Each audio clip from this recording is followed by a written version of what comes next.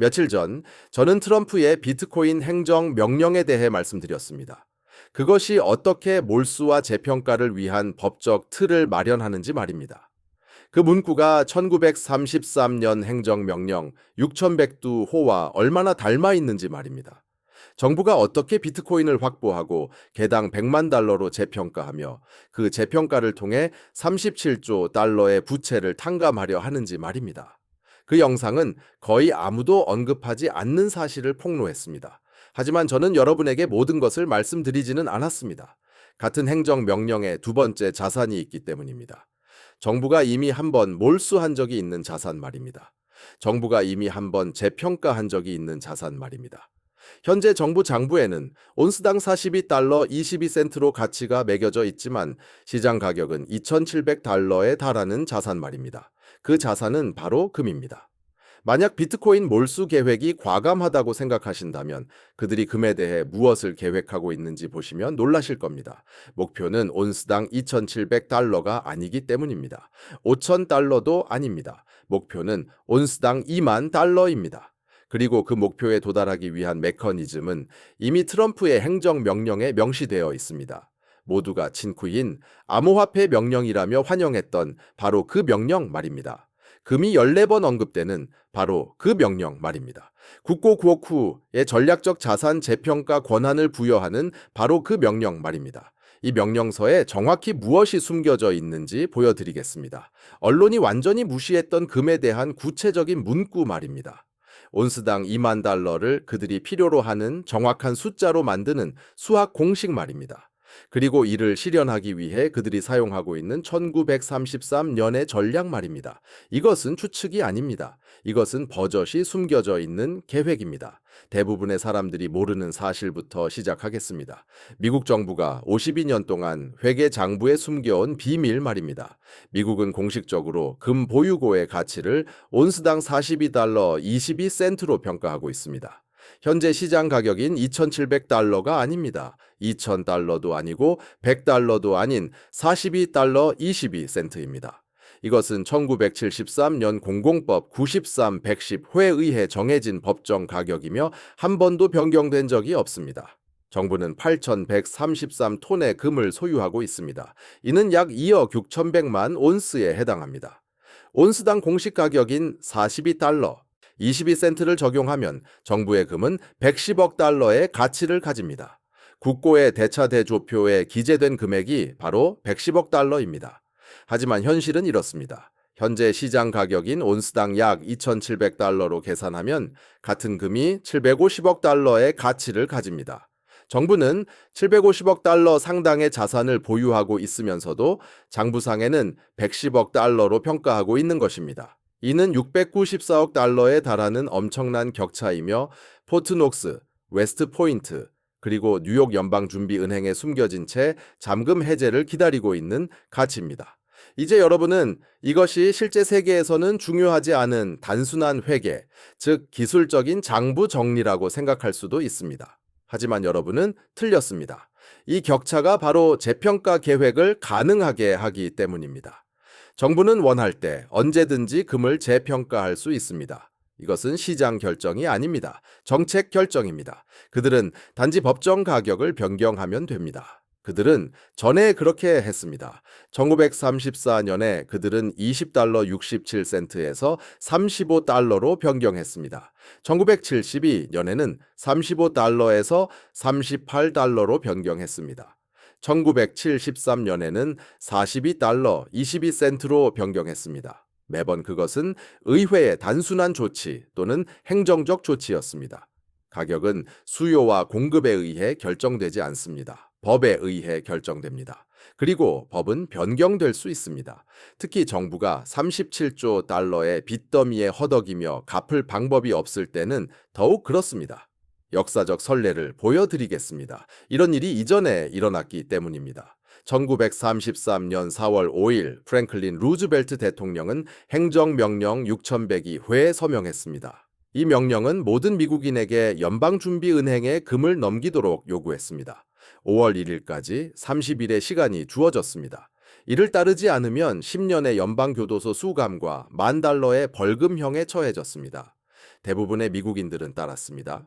그들은 정부를 신뢰했습니다. 그들은 이것이 경제를 돕기 위한 일시적인 비상 조치라고 믿었습니다. 정부는 온스당 20달러 67센트를 지불했습니다. 1879년부터 고정되어 있던 공식 가격이었습니다. 미국인들은 금화, 금고에 금 증서를 넘겨주었습니다. 정부는 미국 내 개인 소유 금 대부분 약 16,000톤을 수거했습니다. 그리고 9개월을 기다렸습니다.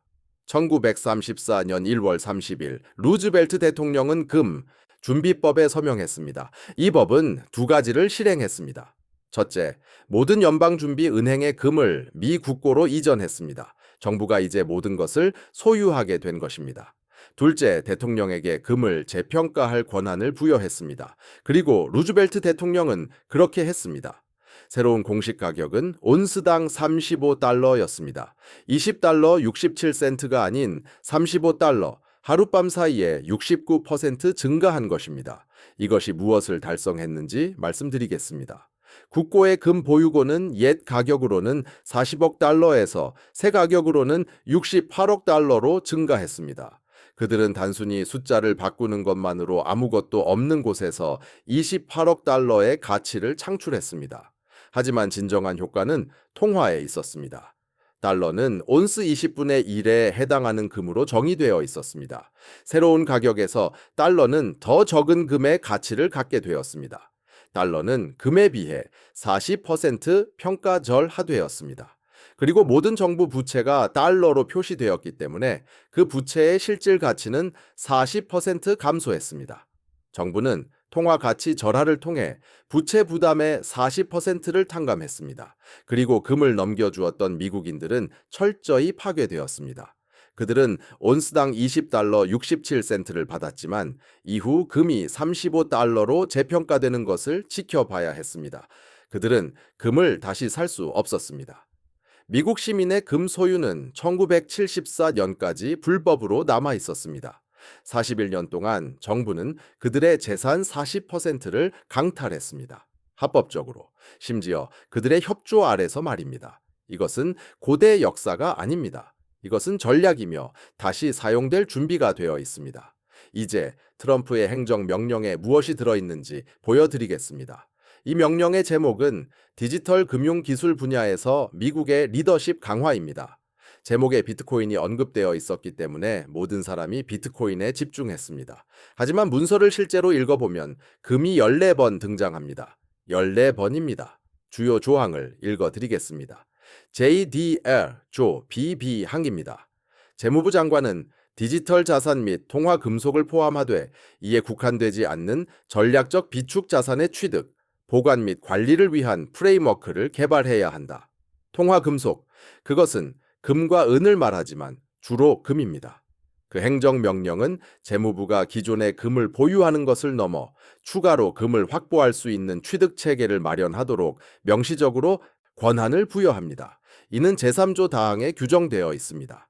재무부 장관은 비축된 전략 자산에 대한 가치 평가 방법을 수립해야 하며 이러한 평가는 시장 상황과 국가 안보 고려 사항을 모두 반영하도록 해야 합니다. 다시 한번 살펴보시죠. 단순히 시장 가격만이 아니라 국가 안보 고려 사항을 반영하는 가치 평가 방법론이요. 국가 안보에 부합하는 공식 가격이라는 말입니다. 이는 우리가 필요한 대로 가격을 정하겠다는 암묵적인 약속인 셈이죠.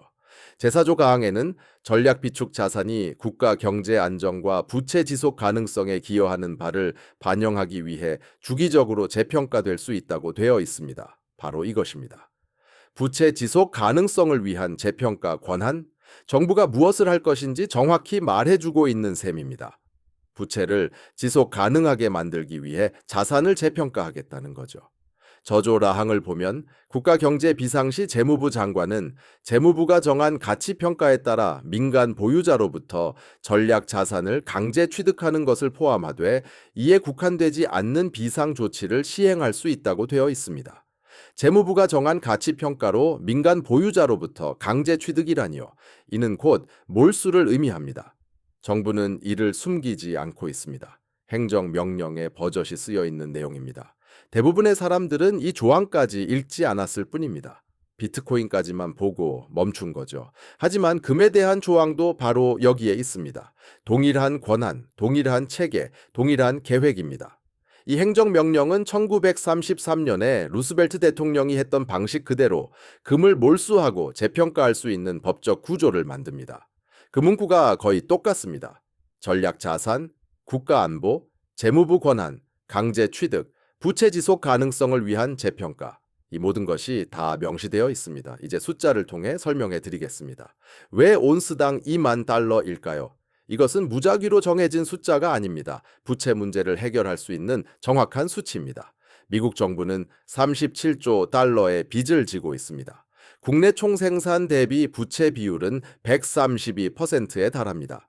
연간 이자 지불액은 1조 2천억 달러이며 계속 증가하고 있습니다. 2027년까지 금리가 5%를 유지한다면 이자만으로 연간 2조 달러 이상을 소모하게 될 것입니다. 정부는 세금으로 이를 감당할 수 없고 충분히 지출을 줄일 수도 없으며 충분히 빠르게 성장할 수도 없습니다. 계산상 도저히 불가능합니다. 그러나 정부가 대차대조표에 5조에서 7조 달러에 달하는 자산 가치를 창출할 수 있다면 기술적으로 부채가 실물 자산으로 담보되어 있다고 주장할 수 있습니다. 이는 대차대조표를 더 좋게 보이게 하고 달러 담보에 대한 신뢰를 부여하며 정부가 계속해서 차입할 수 있도록 만듭니다. 여기 공식이 있습니다. 미국은 8,133톤의 금을 보유하고 있습니다. 이는 2억 6,100만 온스에 해당합니다. 온스당 2만 달러로 계산하면 그 금의 가치는 5조 2천억 달러가 됩니다. 여기에 100만 개의 비트코인을 개당 100만 달러로 재평가한 것을 추가하면 이는 1조 달러가 됩니다. 총 전략 비축 자산 가치는 6조 2천억 달러입니다. 이는 37조 달러 부채의 17%에 해당합니다. 달러가 실물 자산으로 담보되어 있다고 주장하기에 충분한 액수입니다. 해외 채권자들의 신뢰를 회복시키고 현재 시스템을 몇 년 더 유지하기에 충분한 규모인 거죠. 하지만 핵심은 2만 달러라는 온스당 가격이 무작위로 선택된 것이 아니라는 점입니다. 이는 정부가 필요한 결과로부터 역산된 수치입니다. 정부는 금 가치로 5조 달러를 필요로 합니다. 현재 보유하고 있는 금은 2억 6,100만 온스입니다. 5조 달러를 2억 6,100만으로 나누면 19,122가 나옵니다. 깔끔한 숫자를 위해 2만으로 반올림한 것입니다. 그렇게 해서 목표치에 도달한 거죠. 금의 실제 가치가 얼마인지는 중요하지 않습니다. 중요한 것은 대차대조표 계산을 맞추기 위해 금의 가치가 얼마여야 하는가입니다. 그리고 일단 정부가 공식 가격을 2만으로 정하면 미국이 전 세계에서 가장 많은 금을 공식적으로 보유하고 있기 때문에 시장은 이를 따르게 될 것입니다. 가장 큰 금 보유국이 금의 가치가 2만이라고 말하면 그것이 바로 최저 가격이 되는 겁니다. 다른 중앙은행들도 뒤따를 것입니다. 중국도 금을 재평가하고 러시아도 재평가하고 인도도 재평가하겠죠. 모두의 금 보유고 가치가 갑자기 급등하는 겁니다. 금을 상향 재평가함으로써 발생하는 통화, 가치 하락 때문에 모든 국가의 부채 부담은 실질적으로 줄어들게 됩니다. 이는 명시적으로 조율된 것은 아니지만 모든 정부가 똑같은 문제, 즉 갚을 수 없는 부채를 안고 있고 똑같은 해결책을 가지고 있기 때문에 암묵적으로 보조를 맞추는 전 세계적인 재설정입니다. 실물 자산을 재평가하고 통화 가치를 떨어뜨려 부채 부담을 없애는 것이죠. 이제 몰수 메커니즘이 어떻게 작동하는지 보여드리겠습니다. 재평가만으로는 정부에 더 많은 금이 생기는 것이 아니기 때문입니다. 정부는 이미 8,133톤의 금을 소유하고 있습니다. 42달러에서 2만 달러로 재평가한다고 해서 금의 온스가 늘어나는 것이 아닙니다. 단지 장부상의 가치만 바뀌는 것이죠. 하지만 만약 정부가 더 많은 금을 원한다면 어떨까요? 재평가 전에 금을 축적해서 더 큰 이득을 보려고 한다면요. 바로 그 지점에서 몰수가 등장합니다. 그리고 트럼프 대통령의 행정명령은 바로 그러한 법적 틀을 마련합니다. 첫 번째 단계는 자발적 취득입니다. 정부는 미국 시민들로부터 금을 매입하는 프로그램을 발표합니다. 시장 가격, 어쩌면 약간의 프리미엄을 주고 매입하겠죠. 이는 애국적인 행위로 홍보될 것입니다. 미국이 전략 비축량을 늘리도록 돕고 달러를 강화하고 국가 안보를 지키자고 말입니다. 그러면 현금화를 원하는 수집가나 비트코인 또는 주식을 선호하는 투자자들 중 일부가 금을 팔 것이고 정부는 자발적인 매각을 통해 수백 톤의 금을 축적할 것입니다. 아직 강제는 필요 없는 단계입니다. 두 번째 단계는 의무 보고입니다. 재무부가 새로운 규정을 발표하는 것이죠. 일정량 이상의 금을 소유하고 있다면 이를 보고해야 합니다. 아마 그 기준은 100온스나 50온스 정도가 될 것입니다. 이 규제는 자금 세탁 방지, 재산 추적, 세금 허점 차단 등의 목적으로 발표됩니다. 합리적으로 들리겠죠. 대부분의 사람들은 감사 대상이 되는 것을 피하기 위해 규정을 따를 것입니다. 세 번째 단계는 세금 압박입니다. 의회는 특정 기준을 초과하는 금 보유량에 특별세를 부과하는 법안을 통과시킵니다. 이를 초과 보유세 또는 귀금속 미실현 이득세라고 부를 수 있겠죠. 세율은 금 보유를 부담스럽게 만들 만큼 높을 것입니다. 아마 연간 가치의 5% 정도일 겁니다. 예를 들어 온스당 2,700달러인 금 1,000온스를 소유하고 있다면 2,700만 달러 가치인데 5% 세금이면 금을 그냥 가지고만 있어도 연간 13만 5천 달러를 내야 하는 셈입니다. 많은 사람들이 그 부담을 감당하지 못할 것입니다. 결국 금을 팔게 되겠죠. 정부나 정부 승인 구매자들이 시장 가격으로 금을 사들일 것입니다. 여전히 노골적인 몰수는 아니지만 경제적 압박을 가하는 방식입니다. 네 번째 단계는 위기 촉발입니다. 어떤 일이 터지는 거죠? 부채 한도 돌파, 신용 등급 하락, 외국인의 국채 대량 매도, 달러는 신뢰 위기에 직면합니다. 정부는 국가 경제 비상사태를 선포합니다. 비상 권한 아래 행정 명령에 포함된 의무 매각 조항을 발동합니다. 특정 기준치 이상의 모든 금 보유량은 90일 이내에 재무부에 매각되어야 합니다. 재무부는 공식 가격을 책정합니다. 시장 가격이 5,000달러일 때 온스당 3,500달러가 될 수도 있습니다. 당신은 30% 할인된 가격에 강제로 팔게 됩니다. 불이행 시 처벌은 가혹합니다. 자산 몰수, 형사 기소, 그리고 10년의 연방교도소 수감입니다.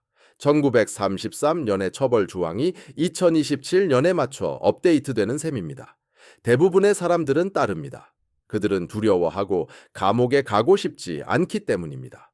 결국 공식 가격에 팔게 됩니다. 다섯 번째 단계는 재평가입니다.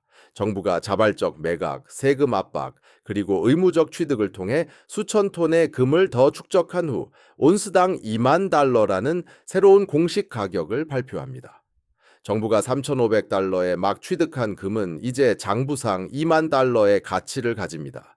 이미 42달러의 법정 가격으로 소유하고 있던 금 역시 2만 달러의 가치를 지니게 됩니다. 몰수 후 정부의 총금 보유량은 아마도 12,000톤에 달할 것입니다.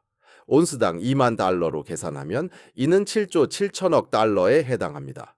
비트코인 재평가와 합치면 그들은 8조에서 9조 달러에 달하는 실물 자산 준비금을 갖게 됩니다. 부채 문제는 서류상으로 해결된 듯 보이지만 실제로 일어나는 일은 이렇습니다. 금이 공식적으로 2만 달러로 재평가되면 시장 가격도 그 뒤를 따릅니다. 금값이 하룻밤 사이에 2만 달러가 되는 것은 아니지만 12개월에서 18개월에 걸쳐 5,000달러, 8,000달러, 그리고 12,000달러로 상승합니다. 그리고 금값이 2만 달러로 치솟으면 달러는 붕괴합니다. 금값이 2,700달러에서 2만 달러로 오르면 달러는 금에 대해 86%의 가치를 잃었기 때문입니다. 그 가치 하락은 모든 곳에서 나타납니다. 식료품 가격은 3배로 뛰고 에너지 가격은 4배로 폭등합니다. 주택 가격은 명목상 폭발적으로 오르지만 아무도 감당할 수 없기 때문에 실질적으로는 하락합니다. 인플레이션은 매년 20에서 30%에 달합니다. 37조 달러의 부채는 명목상 여전히 37조 달러이지만 가치 하락을 고려한 실질적인 가치는 5조 달러에 불과합니다. 그들은 통화를 파괴함으로써 실질 부채 부담 32조 달러를 지워버린 것입니다. 이제 누가 승자이고 누가 패자인지 보여드리겠습니다. 부의 이전이 엄청나기 때문입니다. 승자들, 이 미국 정부. 그들은 25조에서 30조 달러에 달하는 실질 부채 부담을 없앴습니다. 시장 가격으로 2,610억 달러였던 금이 재평가 가격으로 5조 2천억 달러가 된 금을 소유하게 되었습니다. 순수한 서류상의 부창출입니다. 정치인들. 그들은 사회보장 혜택 삭감과 세금 인상이라는 불가능한 선택을 피했습니다. 대신 그들은 그저 화폐 가치를 떨어뜨렸을 뿐입니다. 연방준비제도. 그들은 통화 시스템에 대한 통제권을 유지합니다.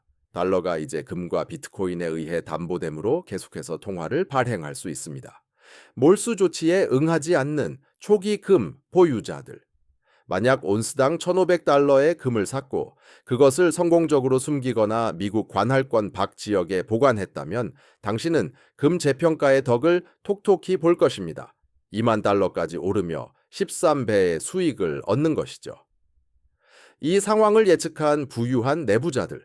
그들은 지금 2,700달러의 금을 사들이고 있습니다. 그들은 스위스, 싱가포르, 런던 등 미국 관할권 밖에 있는 해외 금고의 개별 할당 보관소로 자리를 잡을 것입니다.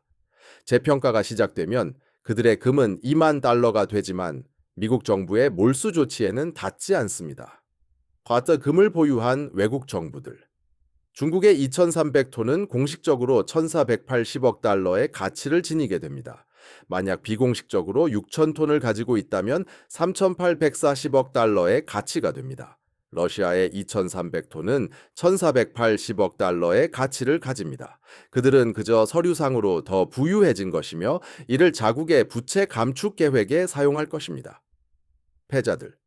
몰수 조치에 응한 모든 사람. 당신은 온스당 3,500달러라는 공식 가격에 금을 팔았습니다. 그리고 그 금이 2만 달러로 재평가되는 것을 지켜봤죠. 잠재 가치의 83%를 잃은 것입니다. 게다가 인플레이션 때문에 당신의 달러는 이제 86% 가치가 떨어졌습니다. 당신은 파산하는 셈입니다. 현금이나 채권을 보유한 모든 사람. 달러 가치 하락은 구매력을 파괴합니다. 당신의 10만 달러 저축은 예전에 14,000달러로 살 수 있었던 것을 겨우 살 수 있게 됩니다. 채권은 가치 없는 달러로 상환됩니다. 당신은 실질적으로 모든 것을 잃는 것입니다. 고정 수입 생활 은퇴자들.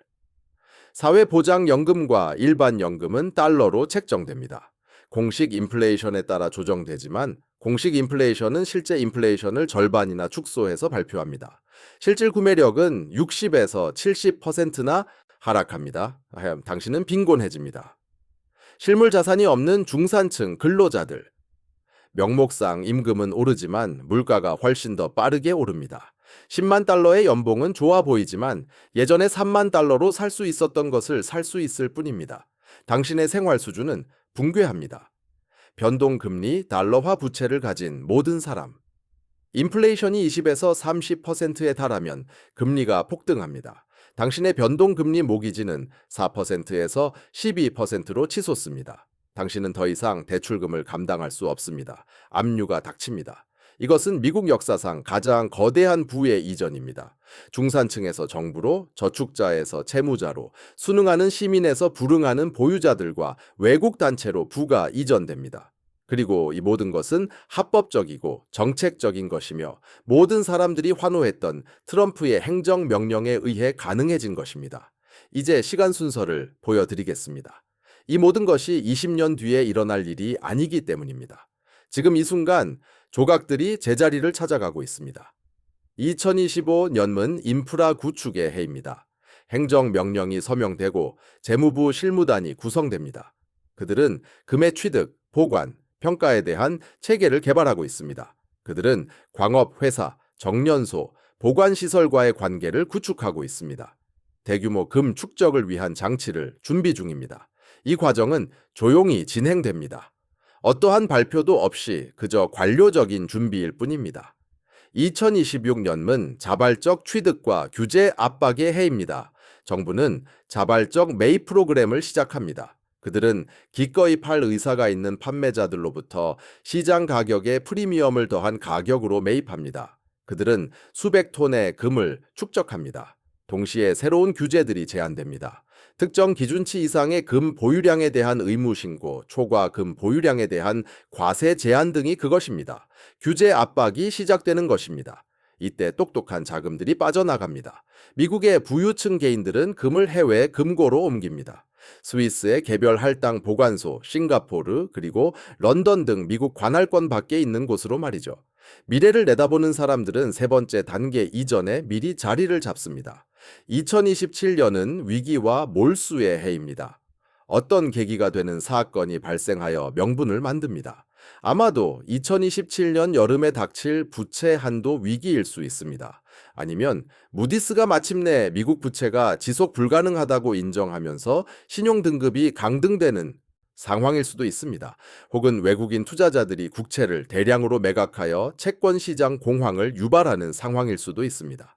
어떤 촉매제가 작용하든 정부는 경제 비상사태를 선포합니다.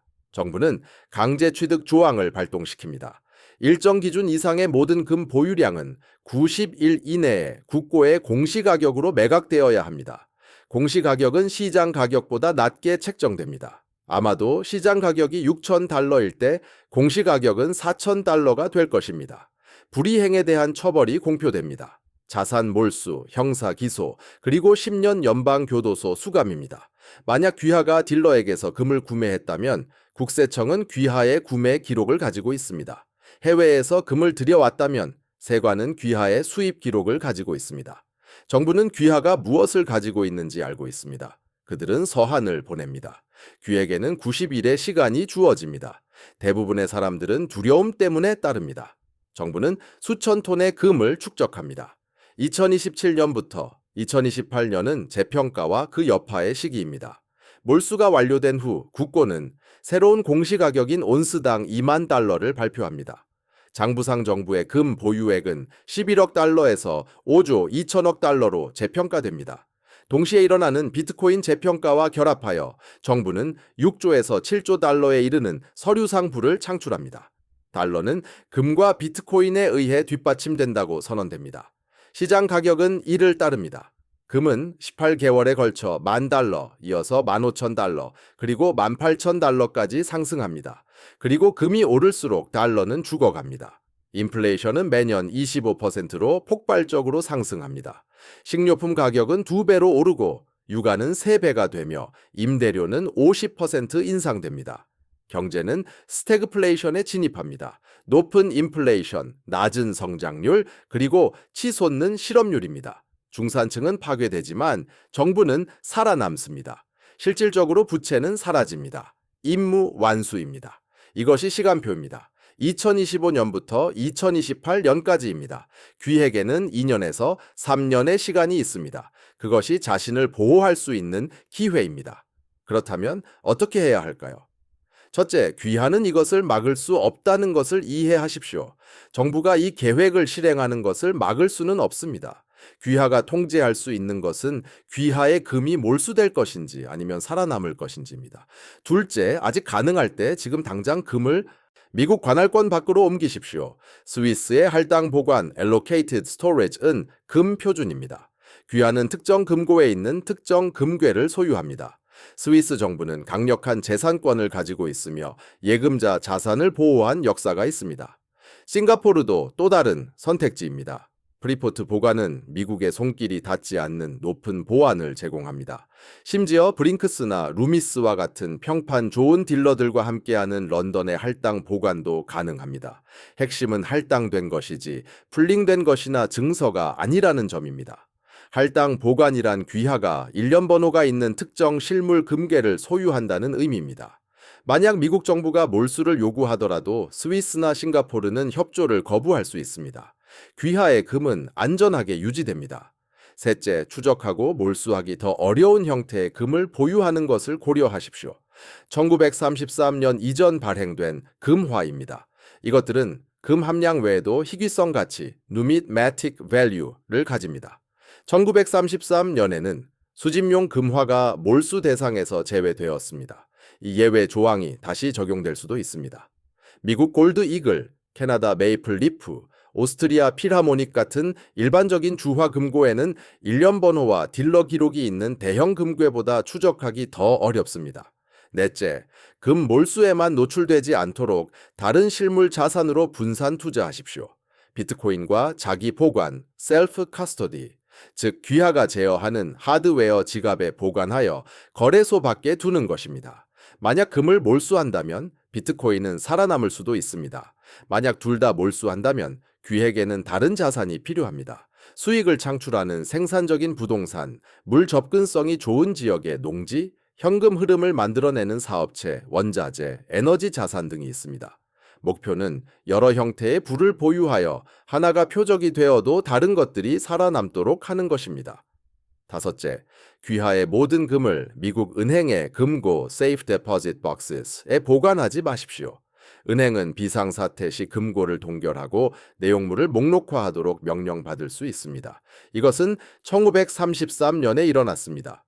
은행들은 금 몰수에 협조하라는 명령을 받았습니다. 이런 일은 다시 일어날 것입니다. 만약 미국 내에 보관해야 한다면 은행이 아닌 사설 금고 서비스를 이용하십시오. 사설 금고는 동일한 연방 감독을 받지 않습니다. 아니면 집의 고품질 금고를 기초에 고정하고 방화 및 방도 기능을 갖추어 숨겨서 보관하십시오. 이것은 편집증에 관한 것이 아닙니다. 이것은 정부가 그러한 권리들을 침해할 계획을 적극적으로 세우고 있을 때 재산권을 보호하는 것에 관한 것입니다. 여섯째, 보고 의무를 이해하고 귀하의 서류 기록을 최소화하십시오. 만약 새로운 금을 구매한다면 소량의 경우 딜러보다는 개인 판매자에게서 구매하는 것을 고려하십시오. 개인 간 거래는 동일한 데이터베이스 기록을 생성하지 않습니다. 현금으로 결제하는 동전 전시회나 개인 간 거래 장터, 피어-투-피어 마켓플레이스를 이용하십시오. 목표는 탈세가 아닙니다. 목표는 프라이버시입니다. 따라서 2026년에 의무보고 규정이 발효될 때 귀하는 모든 딜러의 데이터베이스에 없을 것입니다. 일곱째, 몰수가 임박했음을 알리는 경고 신호들을 주시하십시오. 금이 보고되어야 한다는 새로운 규제안이 제안되는 것을 볼 때 그것은 두 번째 단계의 시작입니다. 귀금속에 대한 과세 제한을 볼 때 그것은 압력이 가중되고 있다는 신호입니다. 의회나 행정기관에서 비상경제 조치에 대해 논의하는 것을 볼 때 세 번째 단계가 가까워진 것입니다. 이러한 신호들을 보게 되면 최종 조치를 취하십시오. 남은 금을 해외로 옮기십시오. 일부를 다른 자산으로 전환하십시오. 몰수 명령에 대비하십시오. 그 기회는 좁을 것입니다. 아마도 규제 신호와 실제 몰수 명령 사이에는 6개월 정도의 시간밖에 없을 것입니다. 명령이 발표될 때까지 기다리지 마십시오. 그때가 되면 너무 늦습니다. 반론에 대해 말씀드리겠습니다. 첫 번째 반론은 금을 다시 몰수하는 것은 너무 인기가 없어 그들이 그렇게 하지 않을 것이라는 것입니다. 그들은 1933년에 그렇게 했고 무사히 넘겼습니다. 대부분의 미국인들은 따랐습니다. 따르지 않은 사람들은 거의 기소되지 않았습니다. 그것은 정치적으로 감당할 수 있었으며 정부는 재평가 계획을 실행할 수 있었습니다. 두 번째 반론은 금이 너무 광범위하게 분산되어 있어 그들이 모두 추적할 수 없다는 것입니다. 그들은 모든 금을 몰수할 필요는 없습니다. 그들은 막대한 비축량을 쌓기 위해 충분한 양을 압류하고 불응 시 대부분의 사람들이 굴복하도록 만들 만큼 충분히 위험하게 만들면 됩니다. 만약 70%의 준수율을 얻는다면 그것은 수천 톤의 금을 확보하는 것이 됩니다. 나머지 30%는 지하로 숨겨집니다. 일부는 성공적으로 숨겨지고 일부는 미국 사법권 밖에서 보관됩니다. 정부는 일부가 빠져나가는 것을 용인합니다. 그들은 대다수에 집중하고 있습니다. 세 번째, 반론. 이것은 음모론이며 그들이 이것을 계획하고 있다는 증거가 없다는 것입니다. 증거는 행정명령, 통화금속 압류를 승인하는 문구, 가치평가 방법론에 대한 권한, 부채 지속 가능성을 위한 재평가 조항, 비상사태 시 강제 압류 조항에 모두 담겨 있습니다. 이 모든 것은 쓰여 있으며 숨겨진 것이 아니라 단지 대부분의 사람들에게 읽히지 않았을 뿐입니다. 네 번째 반론, 금 재평가는 도움이 되지 않는다는 것입니다. 달러가 더 이상 금에 의해 뒷받침되지 않기 때문입니다. 맞습니다. 하지만 인식이 중요합니다. 만약 정부가 달러가 5조 달러의 금과 1조 달러의 비트코인에 의해 뒷받침된다고 말할 수 있다면 그것은 외국 채권자들 사이의 신뢰를 회복시킬 것입니다. 이는 계속해서 차입할 수 있게 하고 피할 수 없는 붕괴를 지연시킵니다. 그들이 필요한 것은 그것뿐입니다. 몇 년 더 버티는 것이죠. 핵심은 이것입니다. 트럼프의 행정명령은 비트코인에 관한 것만은 아닙니다. 금에 관한 것이기도 합니다. 동일한 법적 틀, 동일한 권한, 동일한 계획입니다. 공식 가격으로 압류합니다. 온스당 2만 달러로 재평가됩니다. 달러 가치를 86% 절하합니다. 30조 달러의 부채 부담을 없앱니다. 보유자로부터 정부로 부를 이전합니다. 1933년에 전술이 반복되고 있습니다. 문구는 동일합니다. 메커니즘은 같습니다. 시기는 2025년에서 2028년입니다. 스스로를 보호할 시간이 2년에서 3년 있습니다. 금을 미국 사법권 밖으로 옮기십시오. 다른 실물 자산으로 분산시키십시오. 서류상의 흔적을 최소화하십시오. 경고 신호를 주시하십시오. 압류 구역 밖에 위치하십시오. 왜냐하면 명령이 내려지고 강제 압류가 발표되고 공식 가격이 시장 가격보다 낮게 책정되면 90일의 시간이 주어지고 모든 사람이 동시에 행동하려고 할 것이기 때문입니다. 금고는 가득 찰 것입니다. 딜러들은 감당하지 못할 것입니다. 프리미엄은 급등할 것입니다. 그때는 적절한 거래를 하기에 너무 늦습니다. 지금 대비해야 합니다. 압박이 없을 때 행동해야 합니다. 아직 합법적이고 쉽게 할 수 있을 때 재산을 옮겨야 합니다. 왜냐하면 이것은 20년 후에 올 일이 아니기 때문입니다. 행정명령은 서명되었습니다. 틀은 구축되었습니다. 압류 권한은 존재합니다. 빠진 것은 위기를 촉발할 계기뿐입니다. 그리고 그것은 2년에서 3년 안에 올 것입니다. 어쩌면 상황이 더 빨리 진행된다면 그보다 빠를 수도 있습니다. 이 영상이 트럼프의 행정명령에 실제로 무엇이 담겨 있는지 보여주었다면 이제 금 압류가 고대 역사가 아니라 현재의 정책이라는 것을 이해하셨다면 이 채널을 구독하십시오. 다음 2년에서 3년 동안 저는 모든 신호, 모든 규제 제한, 모든 재무부 성명, 압류가 다가오고 있다는 모든 경고 신호를 추적할 것입니다. 당신은 그것이 실시간으로 다가오는 것을 보게 될 것이고 최종적인 보호 조치를 취해야 할 때를 정확히 알게 될 것입니다. 이것은 재정 조언이 아닙니다. 이것은 패턴 인식입니다. 1933년의 패턴이 2025년에 반복되고 있습니다. 언어는 동일합니다. 권한은 동일합니다. 결과는 동일할 것입니다. 온스당 2만 달러의 공식 가격을 발표하고 압류를 명령하고 달러를 재평가하고 파괴할 때를 대비하여 적절히 대비하십시오. 당신은 보호받거나 파괴될 것입니다. 중간 지대는 없습니다. 선택은 당신에게 달려 있습니다.